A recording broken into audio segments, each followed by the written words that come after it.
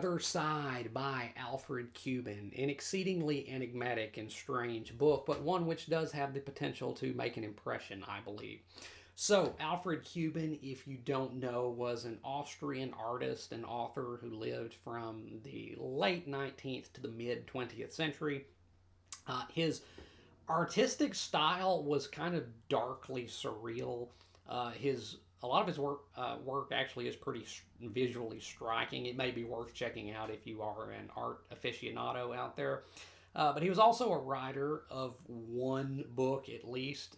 That's right. The entire corpus of his literary endeavors consists of this one book right here, The Other Side, which he not only wrote but also illustrated. And his artwork really does serve the story quite well. It kind of complements it nicely, I think. Has a good little effect going, I would say. But this book is a seriously weird book, and it is also a book which was in many ways novel. And not only is it a novel, but it was also stylistically novel, I think. And even though it has fallen by the wayside perhaps over the years and been overshadowed by certain later works, uh, certain later works I think actually owe something of a debt to this book because it kind of did some things first which later authors, namely Kafka, would do more famously later. But as per usual, I'm going to give you the scoop on it. So, what is the story of The Other Side? Well, it presents itself as the testament of a narrator who remains unnamed and who recounts his mysterious adventures in a land referred to as the Dream Realm. So, as the book opens, our nameless narrator is informed that an old acquaintance of his from his school days named Patera has come into the possession of a large fortune which he has used to buy up a large amount of land somewhere in Asia, in which he has kind of founded his own country in, which he refers to as the Dream Realm. And our narrator is invited to come live in this newfound nation of the Dream Realm. And so the narrator and his wife pack up and do just that. They move to the Dream Realm and find it a quite odd place. The sun never seems to shine, it's always overcast. The inhabitants also behave in a pretty strange fashion. There's kind of these inexplicable rituals, and also some of their behavior is just really downright absurd. And also, the dream realm is kind of forcibly technologically retarded, as like new innovations and technologies and stuff are kind of prohibited. So it's kind of like resembles an era out of the past. But anyway, despite the weirdness, our narrator and his wife settle down and make a home in the dream realm, except eventually the narrator's wife sickens and eventually dies, after which a mysterious American millionaire named Hercules Bell comes to the dream realm and begins to kind of upset the established order and tries to kind of take over the place for himself, and comes into conflict with the order, which was kind of has been kind of established by Patera, the founder. And then things get really weird. Like, the book has been Kafka-esque, although really Kafka is imitating this, and I'll kind of get to that, I hope. But up until this point, the book has been odd, but not really outlandish. But now, here as the book moves into its like final section, things get seriously fantastic and very cryptic as well. So the dream realm basically starts to come unraveled. Large swarms of animals of all different variety um, just overtake the dream realm and kind of attack the residents in many cases.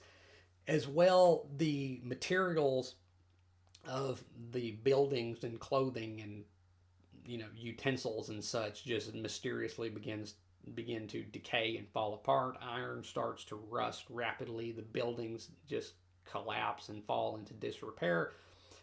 Everybody's clothes become mildewed and like just kind of rotten. It's very strange, very unnatural. But also, it becomes more and more apparent that Patera, the founder of the Dream Realm, is more than a mere man. He is apparently some kind of god, and the American millionaire Hercules Bell is some kind of satanic figure. He is an adversary to Patera, and their clash is kind of something of a religious conflict, you might say.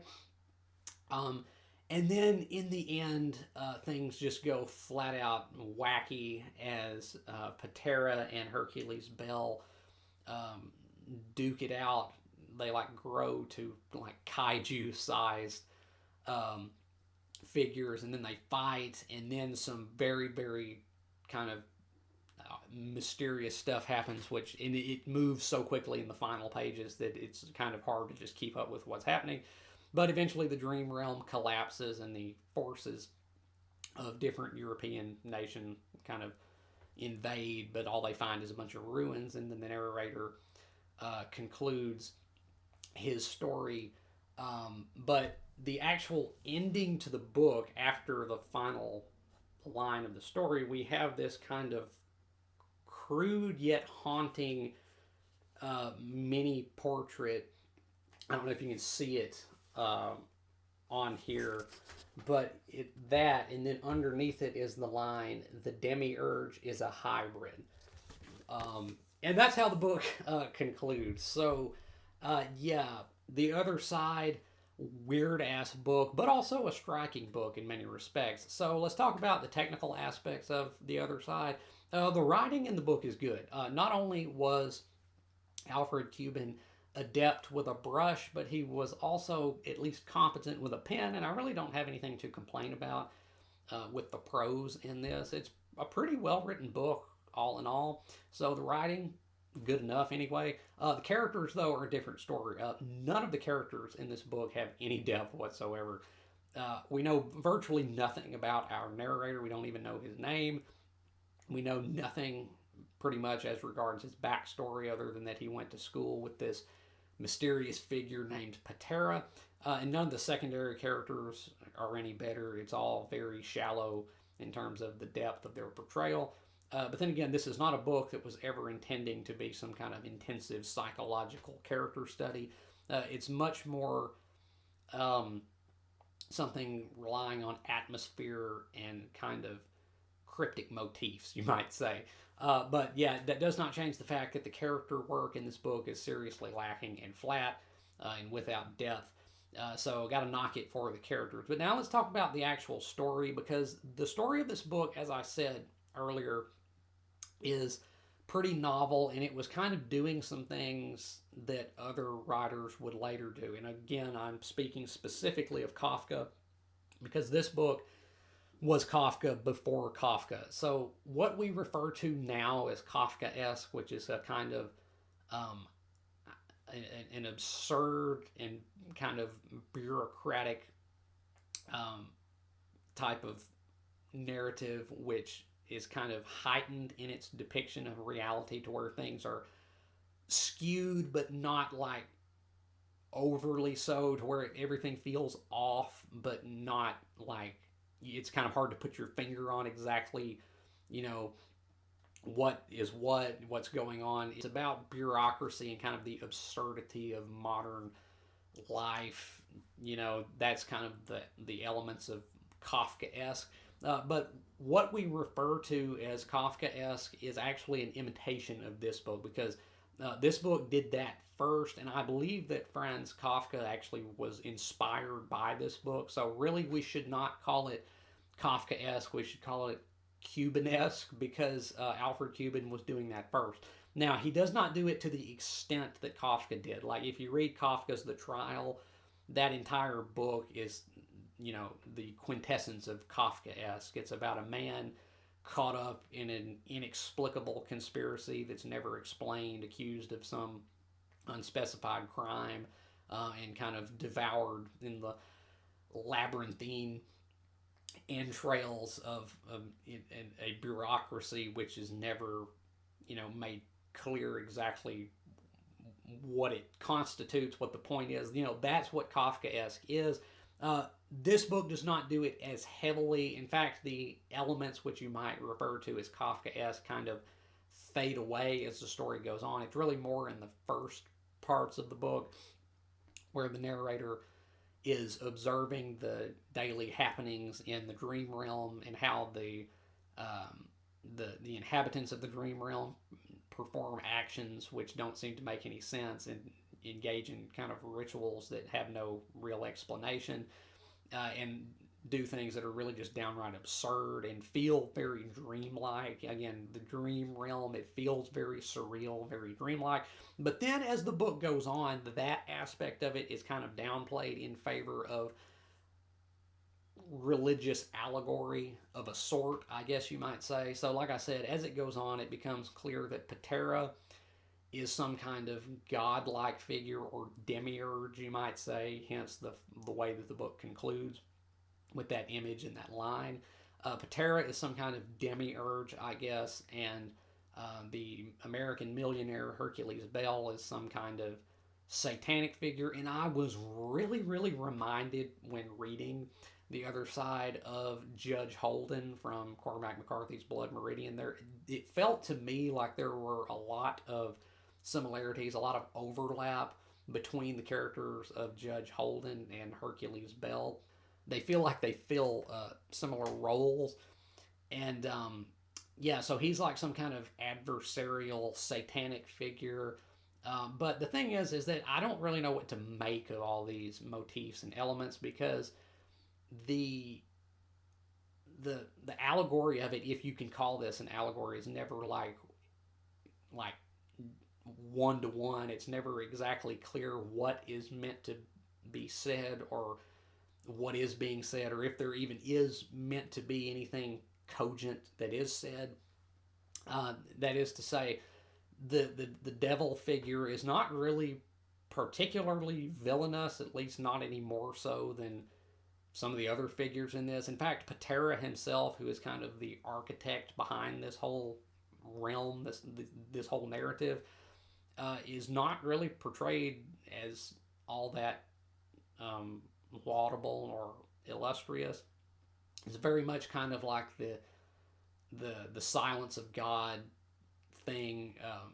These characters live in a very chaotic and confused and jumbled world that makes little sense at times, and then they know that there's some kind of power behind it, but they can't get any answers out of it. So it's kind of that seventh seal type silence of God thing going on. And ultimately, what the takeaway is meant to be, I don't have the slightest clue. It is a book which goes so fast, especially in those last pages, that it's kind of hard to make any kind of sense of it. There again, once again, in those last pages, it's just throwing so much shit at you that it's hard to parse any real message out of it, I would say. So I don't know what the ultimate meaning, the ultimate takeaway of The Other Side is meant to be, but it was a hell of a ride. I have to give it that. It is a very unique book, and one that was kind of ahead of the curve, you might say, as regards certain later authors who may or may not be said to have imitated it. So I got to give it credit for that. So how would I rate The Other Side by Alfred Kubin? I'm going to give The Other Side a B minus. It is decently written, but the characters are very lacking. And the story, while it is fascinating and very cryptic, and it's definitely something that I think a lot of people out there might be inclined to really dig into and try to dissect. Ultimately, I don't know if there is any kind of definitive meaning that you're meant to take from it, any kind of definitive message you're supposed to read in it. But it was a fun ride, and again, it was definitely kind of doing its own thing, at least for the time. And I can appreciate the innovation. I can. So overall, for me, I'm going to give The Other Side a B minus. Not the greatest thing I've ever read, but it was certainly enjoyable, and it is something I think a lot of people out there will find some real merit in. So yeah, B minus for me. Now, The Other Side, have you read it? If you have, let me know down in the comments what you thought about it, whether you have agreed or disagreed with anything I've said about it here today. And if you haven't read The Other Side, I can recommend this, especially if you are a fan of Kafka. I actually am not. I really don't like Kafka's stuff that much. But if you are a fan of Kafka, definitely pick this up because this did it first. In fact, I would say that what we call Kafka-esque should really be called Cuban-esque. But if you're also into like Gnosticism, uh, then I would say definitely pick this up because this is a very Gnostic book. It is a book that is very concerned with kind of a Gnostic cosmology, or at least it seems to be. You might call this like Gnostic Kafka. Perhaps that might be a good moniker to apply to it. Um, but yeah, and as always, if you have enjoyed anything you've seen or heard here today, remember to hit that like button and subscribe. I would really appreciate it. And until next time, peace.